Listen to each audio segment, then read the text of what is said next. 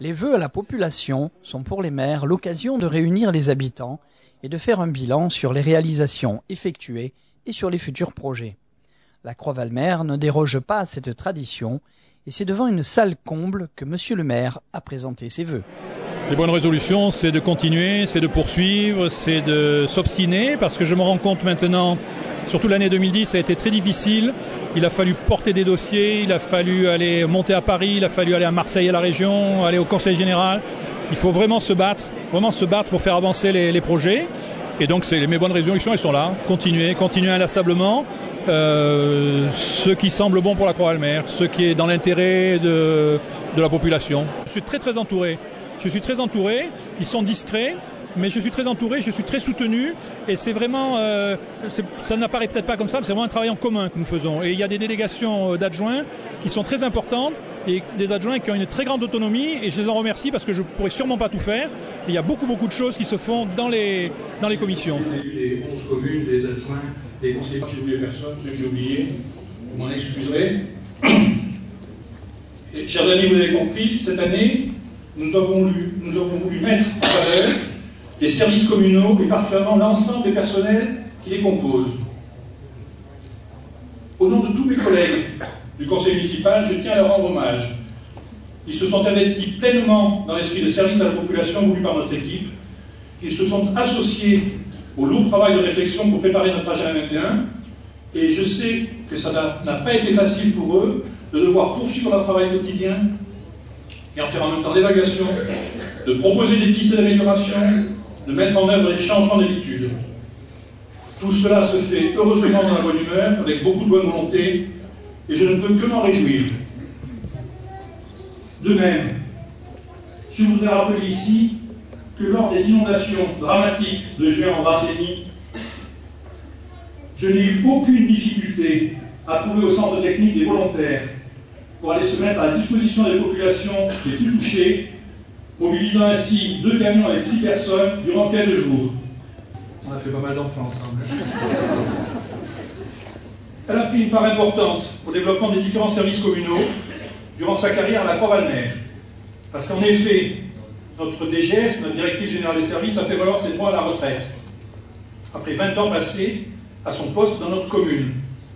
Alors rassurez-vous, elle ne part pas tout de suite, puisque je lui ai demandé de poursuivre encore ses fonctions jusqu'à l'arrivée de son successeur et d'assurer la responsabilité des élections du mois de mars. Cette distinction est largement méritée, c'est pourquoi j'ai voulu lui donner cette solennité. Marie Garel s'est totalement investie dans la vie de notre village, bien au-delà de ce que ses fonctions lui imposaient. Elle a su accompagner et souvent impulser les adaptations nécessaires de notre administration communale à la modernisation des procédures et à la demande toujours croissante de services publics de la part des Croisiens et de nos visiteurs. Elle a une part importante dans la qualité de vie de notre village, telle que nous l'apprécions tout au long de l'année.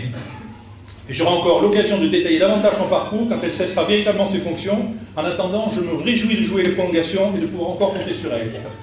Merci. Oui, mais alors ça, c'est un projet qui est fantastique parce qu'il a séduit vraiment des grands opérateurs. Et je pense à Elion, qui est une filiale d'Areva, je pense à ERDF, Électricité Réseau de France, je pense à d'autres, EOSIS, etc. Vraiment des grosses boutiques qui se sont penchés là-dessus avec beaucoup d'intérêt et qui voient surtout un énorme intérêt de développement à l'étranger pour eux. Et donc, ce qui les intéresserait, ça serait de faire de la Croix-Valmer une espèce de vitrine. Et nous, naturellement, nous avons notre intérêt là-dedans. Mais comme je l'ai dit, c'est un projet qui nous dépasse. Et autant nous sommes porteurs, initiateurs, etc. Mais c'est un projet qui n'aura sa vraie dimension et sa vraie valeur que si on s'y met à plusieurs et que si en particulier l'État nous aide là-dedans. Parce que c'est quand même des choses importantes. Les recettes liées au recyclage, c'est-à-dire les aides d'éco-emballage et le produit de la vente de certains produits lorsqu'ils peuvent être vendus, nous rapportent environ 80 000 €. Vous savez, et vous le voyez, ce sujet me tient à cœur, car il montre notre vraie implication dans les aspects les plus concrets et les plus bassement matériels du développement durable et dans le respect de l'environnement que nous transmettrons à nos enfants en prenant ce genre de problèmes quotidiens à bras le corps.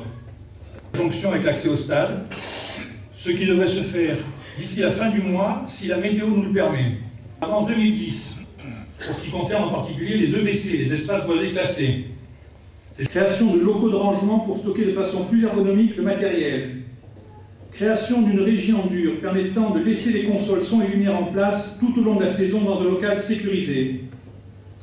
Mise en valeur de la façade de la salle des fêtes par la réalisation d'un vaste parvis permettant d'accueillir tout type de spectacle. Mise aux normes d'accessibilité handicapée de cet espace tel que nous l'impose la loi. Implantation de nouvelles toilettes publiques accessibles toute l'année.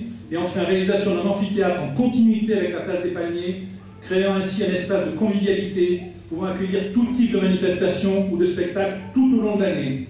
Et le couronnement de cet espace offrant enfin à la Croix-Valmer un espace public de déambulation et de mise en valeur de la vue sur les îles et la baie.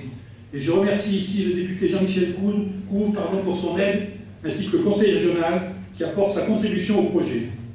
Moi, je leur souhaite de croire à leur village.